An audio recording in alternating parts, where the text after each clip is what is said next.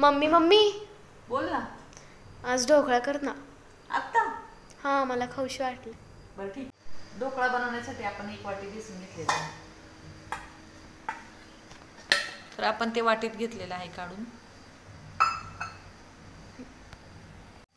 आता त्यामध्ये आपण 2 चमचे पिठी साखर घालणार आहे.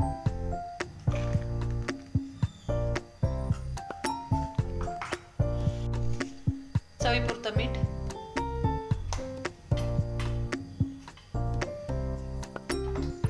एकदम चिमूटभर हळद. हळद जास्त टाकायची नाही आणि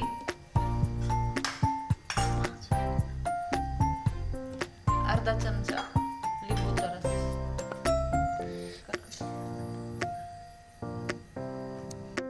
त्यानंतर आपण अर्धी वाटी पाणी टाकणार आहोत.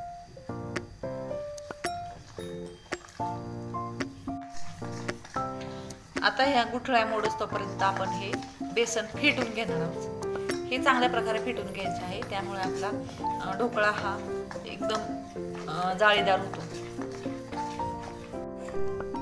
तर अशा प्रकारे आपण हे बॅटर चांगल्या प्रकारे फेटून घेणार आहोत. जितकं जास्त वेळ आपण हे फेटून घेणार तितका आपला ढोकळा जाळीदार बनतो, त्यामुळे हे जास्त फेटून घ्यायचं आहे.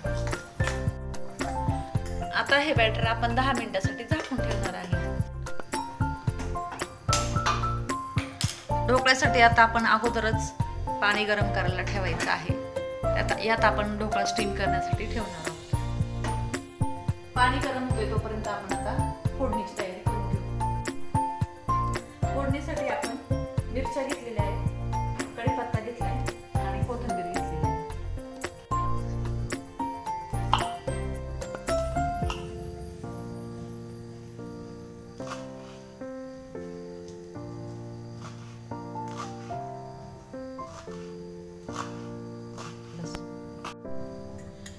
आपण 1 वाटी बेसन घेतलं होतं, त्याच्यामुळे आपण त्याच्यात 1 पळी तेल घालणार आहोत.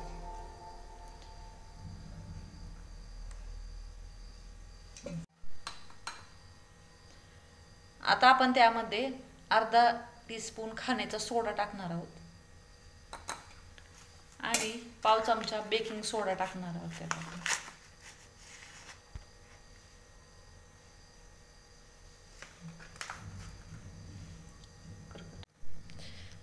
आणि त्यामध्ये थोडंसं पाणी टाकून आपण फेटून घेणार आहोत.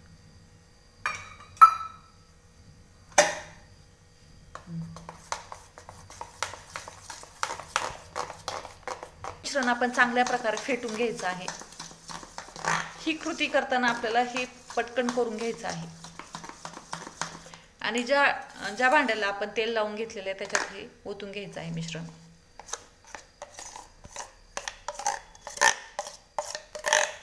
आता हे चांगल्या प्रकारे सेट करून घ्यायचं आहे.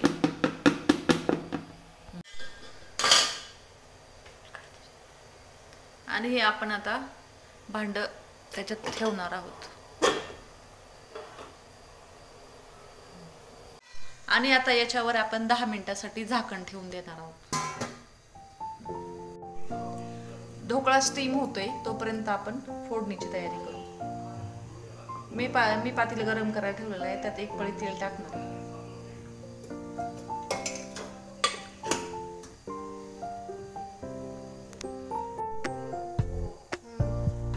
तेल गरम झालंय, आपण त्यात आता मोहरी टाकणार आहे. मोहरी तडतडली की आपण त्यात मिरच्या टाकणार.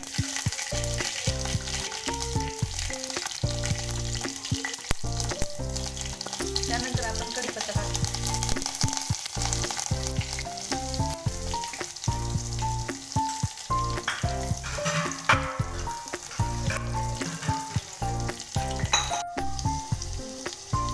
त्यानंतर आपण अर्धी वाटी पाणी टाकू.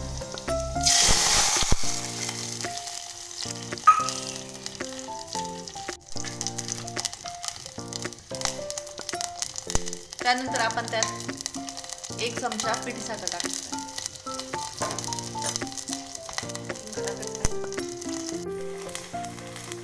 त्यानंतर आपण त्यात कोथिंबीर टाकणार आहे.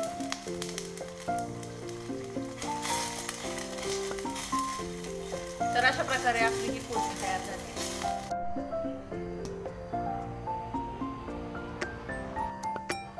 आपला ढोकळा चांगला शिजलेला आहे. तर आता आपण हे कढईने त्याच्या कडा काढून घ्यायच्या आहेत.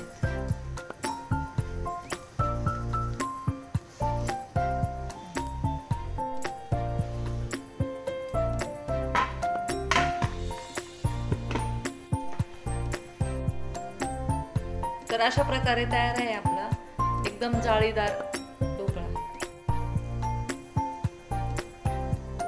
आपण आता तो कापून घेणार आहोत.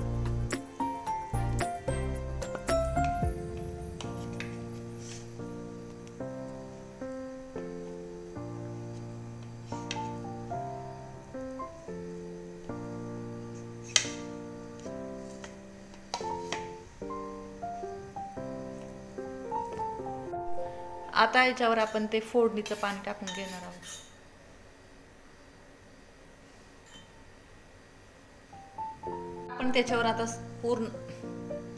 आपण त्यावर आता फोडणीचं पाणी टाकून घेतलेलं आहे. तर तयार आहे आपला एकदम जाळीदार स्पॉन्जी असा ढोकळा.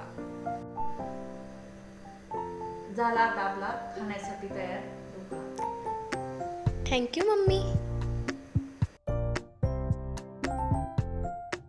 आजचा व्हिडिओ तुम्हाला कसा वाटला हे कमेंट्समध्ये सांगा आणि आमच्या चॅनलला लाईक, शेअर आणि सबस्क्राईब करा आणि बेल आयकॉन दाबायला विसरू नका, म्हणजे आमचे नवीन नवीन व्हिडिओ तुम्हाला बघायला मिळतील.